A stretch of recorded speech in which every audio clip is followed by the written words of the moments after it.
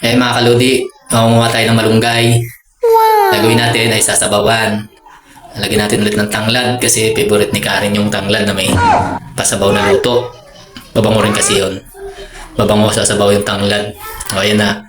Dumiretso na ako kumuha ng malunggay dyan kasi wala naman ako nakita may-ari. So hindi sa puno na lang tayo magpapaalam. O ayan, tatanggalin natin isa-isa yung malunggay. Nagpamadali na kasi takot maabutan kasi ng may-ari baka tayo habulin ng taga. Okay na po, tapos na, bilis. At aabutan tayo ng may-ari, tayo pagalitan. Ako, patay tayo dyan. Kaya tinapon na sa gilid na lagayan. Bis na, babalik na po tayo. Tapos na, tuwa ka pa ha, nangunguha ka ng malunggay. Hindi ka nagpaalam sa may-ari. So yun, nauwi na nga tayo para lutuin na yung malunggay. Titingin pa, may balak pa yatang bumalik. Ikaw, babalik ka pa pag ikaw naabutan ng may-ari dyan. Ako, lagot ka. Dahan-dahan na pong umuwi.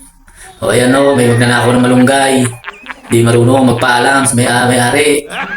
Ayan, pumapaspas ng uwi. Ayun, bumaba at magbukas ng gate. Pangiti-ngiti pa ngayon, parang walang nangyari. Tapos na, makakuha ng malunggay. Oh, ang dami ng malunggay, masarap.